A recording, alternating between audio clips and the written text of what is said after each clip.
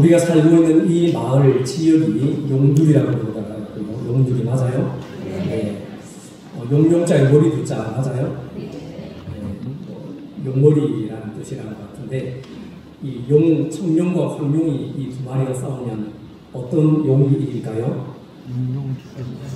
네. 예, 둘 다 죽어요. 용용 죽겠지, 둘 다 죽어요. 자, 여러분 하나 넌센스 퀴즈를 한번 내보겠습니다. 영장류 중에서 침팬지하고 오랑우탄이 굉장히 똑똑하다고 그러죠. 그러면 이 영장류 중에서 침팬지와 오랑우탄 중에서 누가 더 똑똑할까요? 누가 더 똑똑할까요? 넌센스 퀴즈입니다. 너무 복잡하게 생각하지 마세요. 자, 정답은 그놈입니다. 네, 침팬지와 이 오랑우탄, 고릴라, 원숭이 등은 영장류, 영장복으로 분류합니다. 그 중에서도 인간은요, 영장류 중에서 만물의 영장이라고 칭한 만큼 지식이나 또 지능이 아주 뛰어납니다. 그리고 지능이나 지식을 뛰어넘어서 다른 동물이 갖지 못하는 지혜도 아주 출중합니다. 특별히 하나님께서 흙으로 직접 빚으시고 그 코에 생기를 불어 넣으심으로 생명이 되므로 사람은 하나님을 예배할 수 있는 영적인 존재로 지음을 받았습니다. 그러므로 인간은요, 하나님의 형상을 따라 지음받은 아주 특별한 영적인 존재입니다. 여러분, 여기서 말하는 영적인 존재라고 하는 것은 바로 하나님과 아주 특별하고 긴밀한 관계로 살아가는 그런 존재라는 뜻입니다.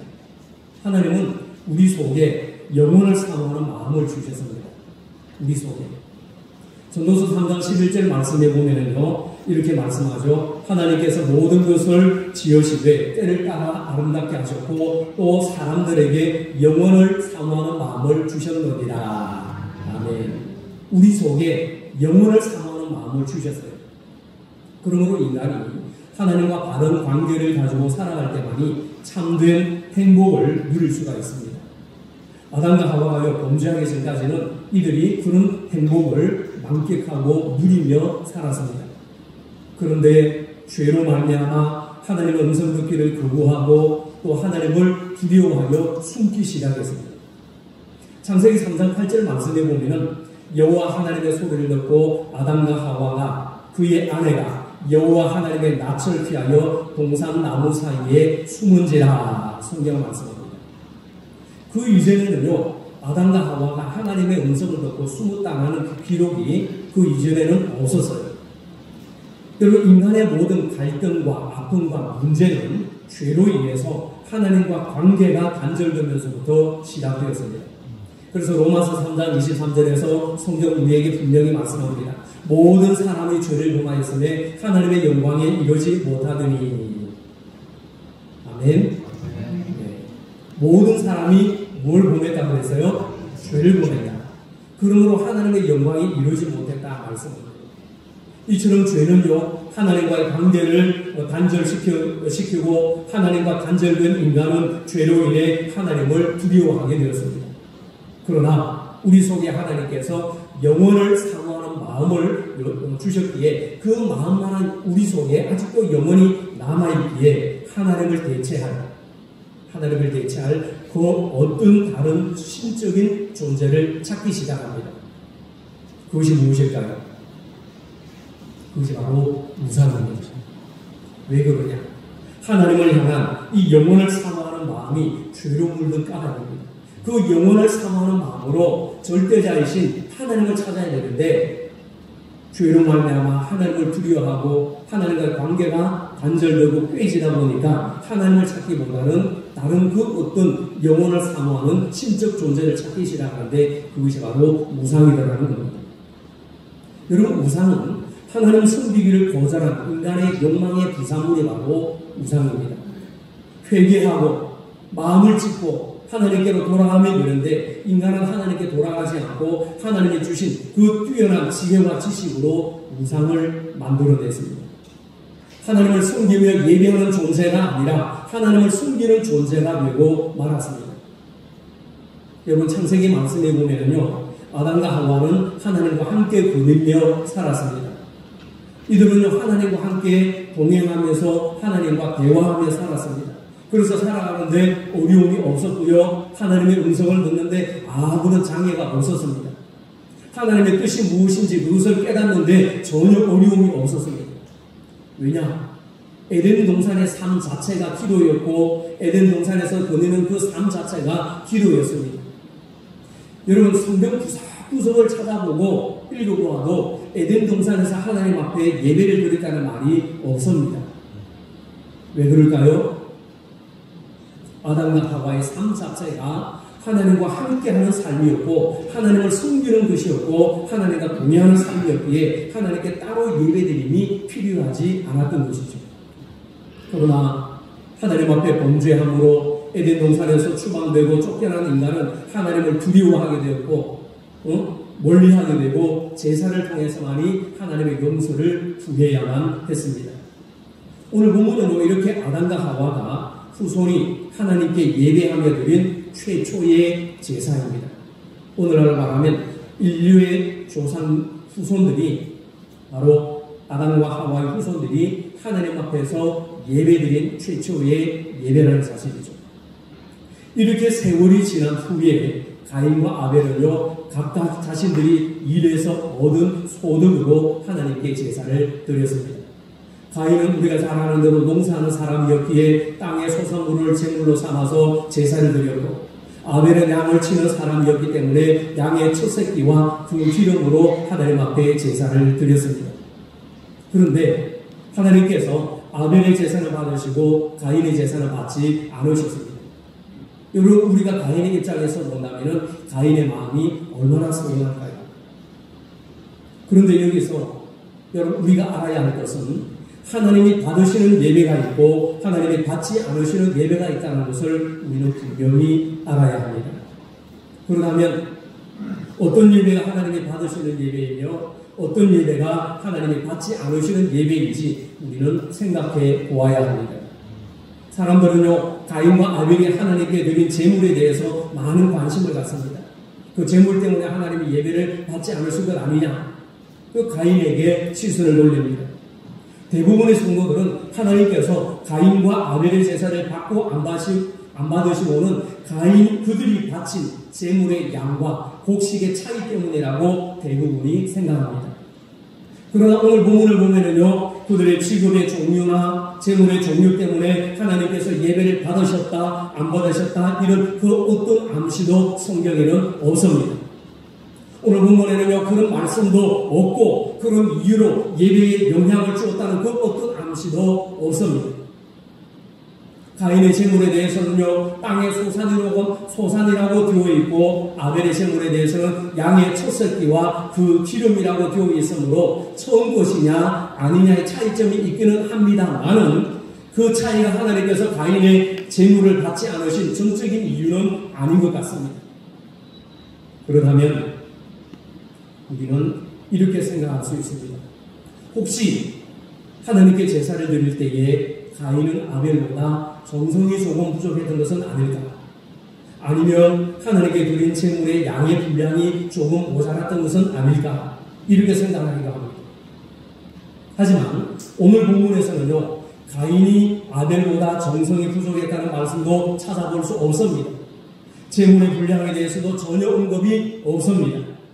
그렇다면 왜 하나님께서 아벨의 제사를 받으시고 가인의 제사를 받지 않으셨는지 궁금하지 않을 수가 없습니다.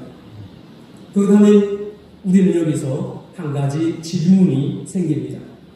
우리가 드리는 예배가 하나님께서 연락하시는 예배가 되어야 할 텐데 우리가 어떻게 예배를 드려야 하나님께서 받으시는 예배가 될 수 있는가 하는 이런 진지한 물음입니다.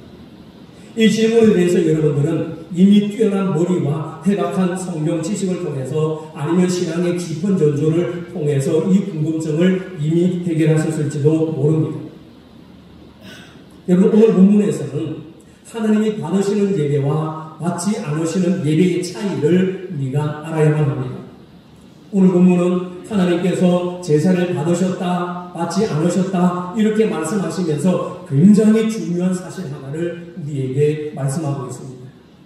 여러분 4절, 5절 말씀에 보면 여호와께서 아벨과 그의 제물은 받으셨으나 가인과 그의 재물은 받지 아니하신지라 말씀합니다.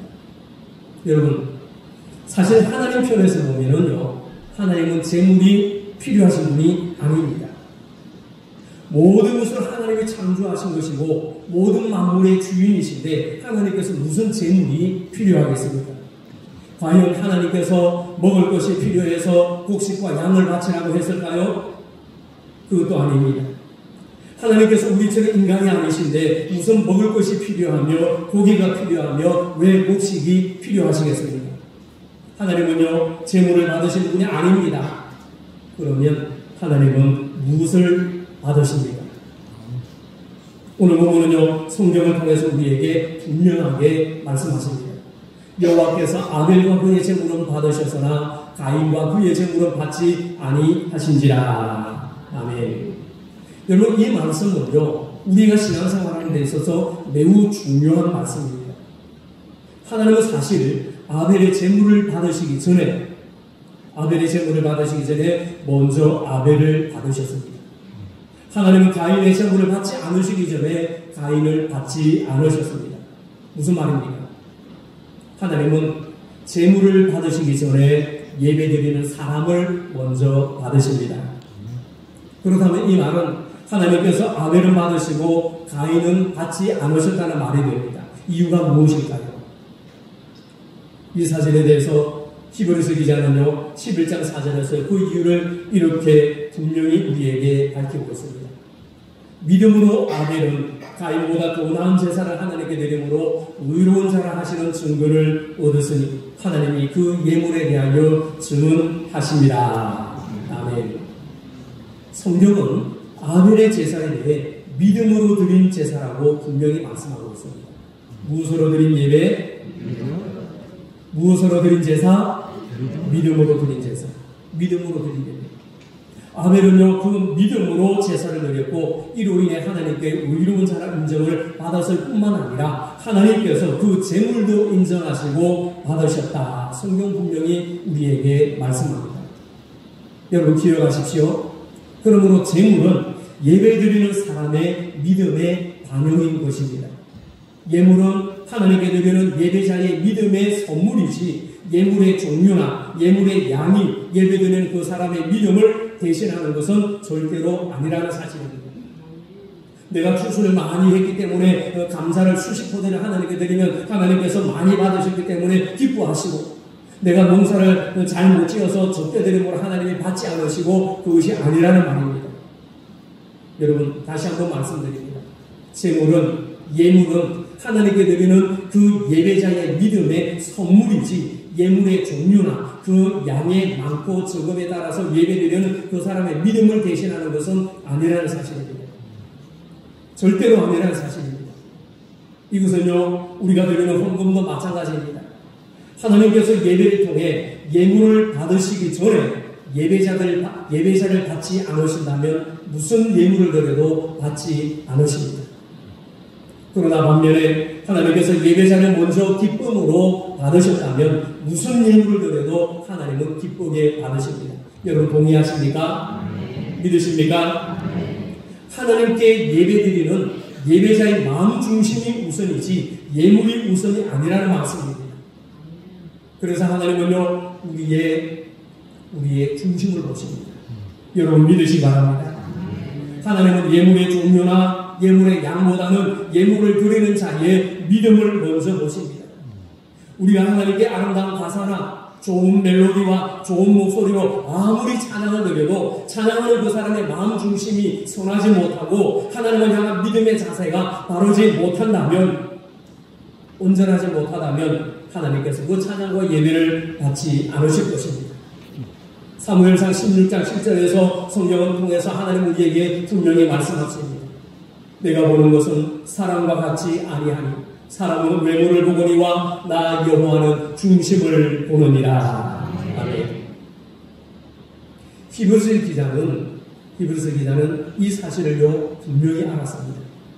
그래서 히브리서 11장 6절에서 분명히 우리에게 말씀합니다. 이렇게 고백합니다. 믿음이 없이는 하나님을 기쁘시게 하지 못하나니 하나님께 나아가는 자는 그가 나아간 자들은 반드시 그가 계신 것과 또한 자기를 찾는 자들에게 상 주시는 이심을 믿어야 할지니라. 아멘.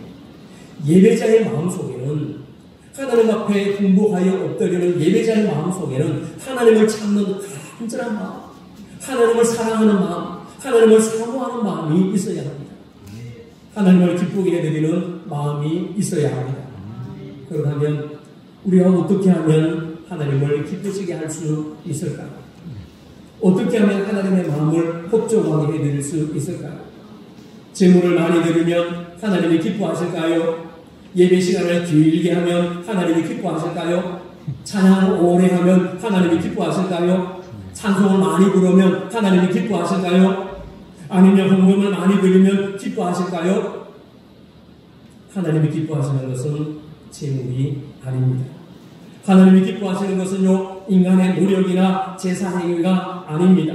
하나님이 기뻐하시는 제사는 온전한 믿음으로 드리는, 참 마음으로 드리는 중심의 예배를 하나님께서 기뻐 받으심을 여러분 기억하시기 바랍니다. 시편 51편 6절과 7절에서 성경은 우리에게 분명히 말씀합니다. 주께서는 제사를 기뻐하지 아니하시나니 그렇지 아니하면 내가 두려울 것이라. 주는 번제를 기뻐하지 아니하시나이다. 하나님께서 구하시는 제사는 상한 심령이라. 하나님이여 상하고 통회하는 마음을 주께서 멸시하지 아니하시리이다. 아멘. 상하고 통회하는 마음을 주께서 멸시하지 않으신다. 멀리하지 않으신다. 버리지 않으신다. 받으신다. 이런 말씀입니다. 여러분 성경에서 말씀하고 있는 상하고 통회하는 마음이란 무엇일까요? 오직 하나님의 은혜가 없으면 도저히 살 소망이 없다는 철저히 하나님만을 의지하고 신뢰하는 믿음이 있는 마음, 그 마음으로 상하는 마음으로 통회하는 마음으로 하나님 앞에 전적으로 의지하는 그 마음, 나는 하나님 없이는 살 수 없다는 절박한 마음, 바로 이런 믿음으로 그런 마음으로 하나님 앞에 나올 때에 하나님께서 기뻐하십니다. 물고기가 물을 떠나 살 수 없고 나무가 흙을 떠나 살 수 없듯이 우리 인간은 하나님을 떠나 살 수 없는 그런 존재이기에 나는 하나님 없이는 살 수 없습니다. 이런 마음으로 하나님을 사랑하고 이런 마음으로 하나님 앞에 나옵니다. 하나님 나 예배를 받으시옵소서. 이런 마음으로 하나님 앞에 마음 중심을 드릴 때에 하나님께서 받으시는 예배가 되는 줄로 믿습니다. 여러분 아벨의 제사는 바로 이렇게 믿음으로 드린 제사였습니다. 그러기에 하나님께서 아벨과 그 제물을 받으셨던 것입니다. 그러면 하나님께서 가인의 제사는 왜 받지 않으셨습니까? 그리고 가인 자신은 자신이 드린 제물을, 자신이 드린 예배를 하나님이 받지 않으셨다는 사실을 가인 자신은 어떻게 알 수 있었을까요? 여러분 사실 가인이 하나님 앞에 예배 드리면서 드렸던 그 가인의 제물에는요 아무 문제가 없었습니다. 그 가인의 제물에 문제가 있었던 것은 절대 아닙니다. 성경에는요 그런 말이 전혀 나오지 않습니다. 누가 그러더라고요. 예수님이 십자가에 달려 돌아왔을 때 오른편에 있는 강도와 왼편에 있는 강도 중에 누가 구원을 받았느냐 하는 걸 보면 오른쪽에 있는 강도가 구원받았대요. 여러분 성경에 어떻게 그렇게 기록되어 있나요? 성경에는 절대 그런 말이 없습니다. 어느 쪽에 강도가 구원을 받았어요? 한편의 강도가 구원을 받았습니다. 예수님 한편에 있는 강도. 왜냐하면 우리는 오른쪽에 있는 강도라고 추측할 뿐이지 오른쪽 왼쪽 암시가 없어요. 오늘 본문도 역시 그렇습니다. 가인이 드린 제물에는요 아무 문제가 없었습니다. 성경에는요 그런 말이 전혀 나오지 않아요. 만약에 가인이 드린 제물에 문제가 있었다면 성경에 기록이 되어 있었겠죠. 그렇다고 가인이 드린 제물의 가치가 덜한 것도 아니었습니다. 그 다음에 무엇이 문제였을까요? 그것은 바로 가인의 마음에 문제가 있었습니다. 그러면 우리가 가인의 마음에 문제가 있었다는 것을 도대체 어떻게 알 수 있습니까? 오늘 보면 5절을 한번 보실까요? 자, 5절을 큰 소리를 같이 읽어봅니다. 가인과 그의 제물은 받지 아니하신지라. 가인이 모시무라여 안색이 변하니. 아멘. 말씀을 읽었으면 아멘 합시다. 하나님께서 가인이 드린 제사를 받지 않으시자 가인이 어떻게 됐다고 했어요? 모시무라여 안색이 변했다. 우리말로 하면 얼굴색이 어두워지고 마음에 코에 콧김이 이랬다는 거예요. 여러분, 가인의 이런 반응은 하나님께서 제사를 받지 않으신 것에 대한 반응만은 아닙니다. 그 이전에 가인의 마음에 먼저 문제가 있었다는 것을 우리는 짐작할 수 있습니다. 6절과 7절 말씀해 보면요, 하나님께서 가인에게 직접 물으십니다. 6절과 7절도 한번 같이 읽어봅니다. 내가 분하여 함은 어찌 됨이며 안색이 어찌 됨이냐. 내가 선을 행하면 어찌 낯을 들지 못하겠느냐. 선을 행하지 아니하면 죄가 문에 엎드려 있느니라. 죄가 너를 원하나 너는 죄를 다스릴지니라. 아멘. 하나님께서 내가 선을 행하면 어찌 낯을 들지 못하겠느냐. 내가 선을 행하면 어찌 얼굴이 변할 수 있겠느냐. 내가 선을 행하면 어찌 그렇게 씩씩거릴 수 있겠느냐. 그러니까 가인의 마음속에 뭐가 없다는 거예요? 선이 없다는 거죠. 이 말씀을 통해 본다면 가인이 선을 행하지 않았고 그의 행실이 의롭지 못했다는 것을 알 수 있습니다. 무슨 말일까요? 하나님 앞에 제사에 임하기 전에 가인의 문턱에는 이미 죄가 도사리고 있었고 악한 마음이 있었습니다. 가인은요, 죄에게 슬그머니 문을 열어주어서 그의 마음이 죄로부터 지배당하고 말았습니다. 8절에 보면은요, 가인이 결국 동생 아벨을 죽여 살인을 저지릅니다. 가인의 끔찍한 이런 행위는 하나님께서 제사를 받지 않으신 결과에 대한 단순한 반응이 아니라 그 전부터 가인의 마음에는 평소에 그런 마음이 조금씩 있었다는 것을 알 수 있는 대목입니다. 여러분, 사람을 죽일 때 한꺼번에 그냥 죽입니까? 미워하고 싫어하고 가시가 돋치고 그런 마음이 있었기에 그런 행동을 하는 거예요. 하나님께서 자신의 제사를 받지 않으셨다면 먼저 나에게 어떤 문제가 있었는지 자신을 돌아보는 것이 정상적인 행동입니다. 그런데 가인은요, 자신을 돌아보며 반성하면서 회개하기보다는 오히려 분을 냈습니다. 하나님께서 자신의 악한 생각이 들킨 것에 대해서 오히려 분을 내고 안색이를 했습니다. 이것을 숨기기 위해서 하나님 앞에서 아닌 척, 모른 척 감추려고 얼굴을 돌려보지만 어리석은 짓입니다. 만약에 가인이 하나님께서 그렇게 말씀하실 때에 그때 회개하고 돌아섰다면 동생을 죽이는 그런 불상사의 죄는 범하지 않았을 것입니다. 이것이 가인의 제사를 거절하신 하나님의 뜻입니다. 따라서 하나님께서 가인의 제사를 받지 않으신 것은 예물 자체에 무슨 결함이 있거나 예물 자체에 무슨 부족함이 있었던 것은 결코 아닙니다. 그것은 가인의 마음에는 하나님께 참된 예배를 드릴 만한 마음의 선한 준비와 온전한 생각이 이미 없었던 것입니다. 그토록은요, 두 사람 다 그럴듯하게 모두 다 하나님께 제사를 드렸지만 가인은 종교성으로 드린 제사였고 아벨은 믿음으로 드린 제사였던 겁니다. 하나님은 이미 가인의 마음을 꿰뚫어보고 계셨던 겁니다. 이미 가인의 생각을 아셨던 겁니다. 동생을 향한 분노의 마음, 동생을 죽이고자 하는 마음, 동생을 향한 원망하는 마음, 비방하는 마음, 싫어하는 마음, 불신하는 마음, 판단하는 마음, 악한 마음이 가인의 생각 속에 가득했던 죄의 소원이었던 것이죠. 여러분, 만약에 하나님께서 우리의 찬양과 오늘 우리 예배를 모두 거절하시고 받지 않으신다면 우리는 어떻게 해야 하겠습니까? 우리는 먼저 회개해야 합니다.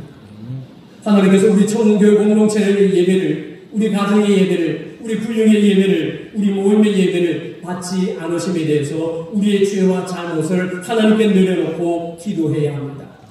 회개해야 합니다. 그래야 하나님의 받으시는 연락되는 예배와 향기로운 예배로 하나님의 은혜와 복을 받을 수 있고 평강을 누릴 수가 있습니다. 예수님은요, 마태복음 5장 23절에서 성경을 통해 우리에게 분명히 이렇게 말씀하십니다. 예물을 제단에 드리려다가 거기서 내 형제에게 원망들을 망한 일이 있는 것이 생각나거든 예물을 제단에 두고 먼저 가서 형제와 화목하고 그 후에 와서 예물을 드리라. 아멘. 그런데 가인은요, 그 마음을 품은 채, 있는 채 그대로 하나님 앞에 제사를 드렸습니다. 하나님께서 가인의 마음에 품은 죄를 지적하신 것은 그 이후라도 바른 예배를 드리라는 하나님의 말없는 사랑의 충고였습니다. 하나님은요, 가인을 버린 것이 아니라 가인을 품으셨습니다. 가인의 마음을 가다듬어서 다시 한번 믿음의 선한 예배를 드릴 수 있도록 기회를 주셨던 것입니다. 하지만 가인은요, 하나님의 이해할 수 없는 이런 차별 대우를 오히려 겸손한 마음으로 순종함으로 잘 받아들였어야만 했습니다. 하지만 가인은요, 죄가 드러나자 더 악한 것으로 돌이킬 수 없는 것으로 달려가고 말았습니다. 이것이 바로 어리석은 자의 모습입니다. 여러분, 우리는 가인의 모습을 보면서 하나님 앞에 예배 드리기 전에, 하나님 앞에 예배 임하기 전에 우리의 마음 자세가 얼마나 중요한지 다시금 깨닫게 됩니다. 예배를 통해서 은혜를 받고 은혜를 받지 못하는 이유 중에 가장 중요한 요인은 예배에 임하기 전에 우리의 마음 자세입니다. 예배에 임하기 전에 우리의 생각의 자세입니다. 찬양을 부르기 전에, 기도를 드리기 전에 하나님 앞에서 예배에 임하는 나의 태도와 자세와 생각이 그만큼 중요하다는 사실입니다. 여러분, 그러기에 우리는요, 예배 전에 집에서부터 한 주간 동안 예배를 준비하는 태도가 중요합니다. 저는요, 금요일만 되면 긴장합니다. 토요일만 되면 긴장합니다. 행여나 내게 무슨 일이 생기지 않을까? 하나님 앞에 예배드림에 있어 마음 중심이 흐트러지지 않을까? 그래서 금요일에는 혹시 아내와 조금 음성에도 빠지면 제 마음이 돌이킬 수 없을 때는 불쾌합니다. 힘이 무거워서요. 하나님 앞에 예배를 드리고 준비해야 될 내 마음이 온전하지 못한데 무슨 예배를 준비할 수 있겠냐? 얼마나 마음이 무거워지는지 모릅니다. 여러분, 우리가 예배 전에 집에서부터 한 주간 동안 예배를 준비하는 태도가 중요합니다. 그래서 우리는 삶의 예배가 중요합니다. 그렇게 예배를 위해 기도하고 말씀을 통해 나에게 주시는 은혜를 사모하며 기도하고 말씀을 전하는 목사를 위해 기도하고 찬양대를 위해서 기도하고 찬양팀을 위해 기도하고 모든 예배위원들과 성도들을 위해 기도하며 예배에 임해야 합니다. 그래서 여러분, 예배 전에 사람을 많이 나누는 것은 아주 바람직한 썩 좋은 모습은 아닙니다. 여러분, 예배 마치고 얼마든지 할 수 있습니다. 우리는요, 예배 전에 임하는 마음의 준비를 잘 가다듬어야 합니다. 요즘은요, 옛날에 비하면 우리 생활이 얼마나 수월하고 편해졌는지 모릅니다. 이런 생활과 편리함 때문에 예배 생활과 신앙 생활도 편하게만 하려는 사람들이 점점 늘어만 가고 있습니다. 하나님 앞에서요, 어느 교회를 가더라도 요즘의 성도들은 충성과 헌신도가 점점 낮아지고 있습니다. 힘든 일을 안 하려고 합니다. 오전 예배만 드리고 결혼식에 가고 들로 가고 산으로 가고 야외로 나가고 개모임에 나가고 친구들 모임에 나가고 다 빠져나갑니다. 옛날에 우리 믿음의 성도들은요, 주일날에 결혼식도 하지 않았습니다. 제가 있었던 교회는요, 오전에 어느 장로님, 권사님, 집사님 결혼식 하면요, 주보에도 실지도 않았습니다. 광고도 하지 않았습니다. 주일날 하게 됩니다. 그만큼 예배드림을 주일을 귀하게 여겼습니다. 오전 예배라도 나오지 않으면 한 주 동안 내내 얼굴 보기 쉽지 않습니다. 물론 요즘 시대가요, 그러니까 하는 것은 이해가 됩니다. 물론 다른 곳에 가서 예배 드리겠죠. 그러나 중요한 것은 하나님 앞에서 예배 임하는 우리의 정성과 우리의 마음의 자세입니다. 어차피 주일은 주님의 날이요, 주님이 주인공 되시는 날입니다. 시대가 아무리 변할지라도 우리의 믿음의 그리스도인들은요, 성경적인 원리에 따라서 우리의 삶을 이끌어 나가야 합니다. 여러분, 성경적인 원리가 무엇입니까? 그것은요, 하나님의 원리입니다. 그것은 곧 예배의 정신에 살아있는 희생과 정결함입니다. 택함받은 하나님의 백성으로서, 성도로서 이 시대에 대한 태도를 분명히 하는 것, 이것이 곧 세상에 물들지 않는 성도의 바른 가치관입니다. 이것이 구별된 성도의 삶입니다. 여러분, 오늘과 같은 말세에 하나님은 예배하는 사람을 간절히 찾고 계십니다. 진정한 주일의 의미는 단지 교회 출석해서 예배에 참석하는 것에 그치는 것이 아니라 하나님을 사랑하는 마음이 이웃 사랑의 모습으로 확장되고 세상을 향해서 확대되어 나가야 합니다. 이것이 참 예배자의 모습입니다. 할렐루야. 요즘은요, 목사가 사람 눈치 본다고, 성도들 눈치 본다고 해야 할 말도 못하는 그런 시대가 되었습니다. 주에 대해서 설교하는 목사가 점점 줄어듭니다. 신앙생활 하라고 믿음생활 바르게 하라고 하면요, 마음 상해서 교회 안 옵니다. 하나님 앞에서 주님 오실 때까지 참 믿음을 지켜가는 성도들의 모습이 점점 희박해지는 것이 사실입니다. 목사도 이제는요, 앉아서 예배드리는 성도들의 눈치를 살펴야 합니다. 주에 관해서 말씀도 못합니다. 신앙생활 똑바로 하고 말도 못합니다. 이런 말 하면 마음 상하겠지. 혹 시험 들겠지. 다른 교회 가겠지. 이러면 안 되지. 메시지가 점점 힘이 없어집니다. 듣기 좋은 소리로, 그냥 꿀바른 소리로, 많이 웃으면 좋은 줄 알고 웃기는 소리로, 그러면서 마음에 양심에 찔리는 소리하는 것들이 점점 사라지는 것이 강단의 현실입니다. 여러분, 한 도시의 중심가에서 작은 식당을 운영하는 어느 교회 모 집사님이 새해를 맞아서 마음의 결단을 하고 30년 동안 열어왔던 식당에 간판을 하나 내걸었습니다. 여러분, 간판의 내용이 무엇인지 잘 아시죠? 주일에는 쉽니다. 예, 많이 보셨죠? 주일에는 쉽니다. 그 집사님은 이제 비로소 나와 내 집은 여호와만 섬긴다는 신앙 고백을 할 수 있어서 너무너무 기쁘다고 했습니다. 그 집사님이요, 이렇게 말했습니다. 잘 사는 것도 좋지만은 잘 믿는 것도 중요합니다. 그리고 주일날에 우리 집 가게문을 닫으면 안 믿는 사람이 장사가 잘 되니 이 또한 저에게 큰 기쁨입니다.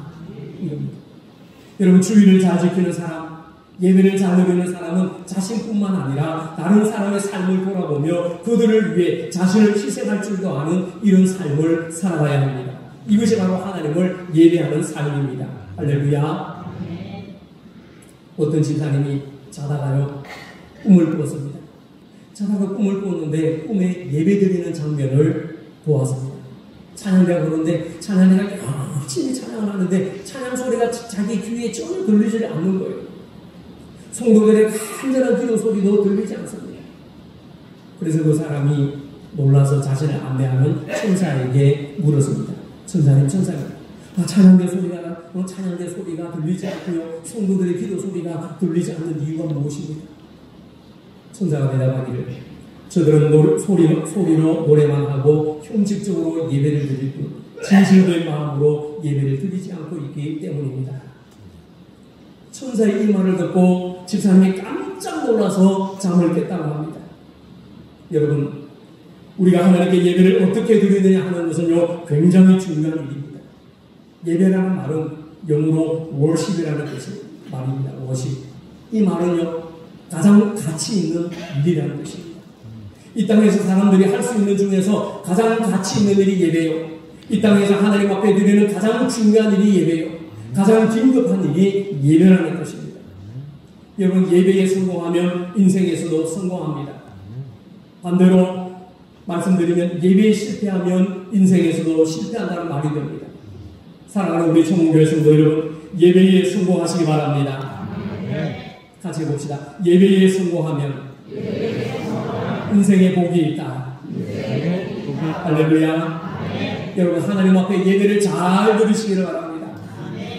우리가 하나님 앞에 예배드리기 위해서 나오지, 하나님이 우리의 예배를 받지 않으신다면 우리가 뭐하러 여기 나오겠어요? 우리가 하나님 앞에 예배드리는데 하나님이 우리의 예배를 받지 않으신다면 우리의 시간 낭비입니다. 할 일 없어 나와서 앉아있는 거예요. 여러분, 온 마음을 다해서 주의를 선수하시기 바랍니다.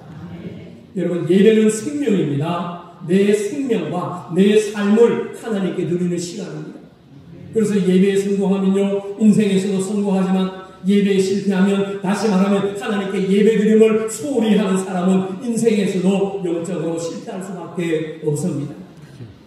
예배는요, 세상을 이기는 영적 힘입니다. 하나님께서는 참되게 예배하는 자들을 찾으시며 은혜를 베풀어 주십니다. 우리는 하나님께서 찾으시는 참된 예배자가 되어야 합니다. 여러분, 목사가 이 말 한다고 기분 나빠하지 마십시오. 하나님 앞에서 우리는 온전한 예배를, 바른 예배를, 올바른 예배를 드려야 할 줄로 믿습니다. 우리는 하나님 앞에서 온전한 예배자요, 영적 예배자요, 거룩한 예배자요, 영적 헌신자로 살아가야 합니다. 하나님께서 찾으시는 이런 복된 예배자가 총 가족들 되시기를 축원합니다. 이제 오늘 말씀을 정리하며 결론을 맺습니다. 하나님이 기뻐하시는 것은 재물이 아닙니다. 하나님이 기뻐하시는 것은 인간의 노력이나 재산행위가 아닙니다. 하나님께서 기뻐하시는 제사는 믿음으로 드리는 참된 예배입니다. 하나님은 예물의 종류나 예물의 양보다는 예물을 드리는 자의 마음의 중심과 생각과 마음의 자세와 믿음의 태도를 먼저 보신다는 것을 여러분 기억하시기 바랍니다. 하나님께 참되게 예배드림으로 예배에 성공하는 사람은 인생에서도 승리할 수 있습니다. 하나님께 온전한 예배를 드리는 자에게 하나님께서 반드시 복과 은혜를 주신다는 것을 믿으시기 바랍니다. 하나님은요, 가인과 아벨의 예배를 통해서 오늘 우리에게 참된 예배자로서 품어야 할 마음 자세와 삶의 규범을 우리에게 말씀하십니다. 하나님께서 원하시는 것은 하나님의 자녀들이 온전한 예배, 거룩한 예배, 참된 예배를 통해서 하나님을 만나고 우리 주 예수 그리스도 안에서 예배를 통해서 영적 자유함을 누리며 살기를 원하십니다. 하나님께 드리는 영적 예배와 영적 헌신을 통해서 삶의 축복과 범사의 복을 받고 그 복을 감사의 마음으로 즐겁게 누리며 기뻐하며 살아가는 우리 청운교회 모든 믿음의 성도님들 되시기를 간절히 축원합니다. 기도합니다.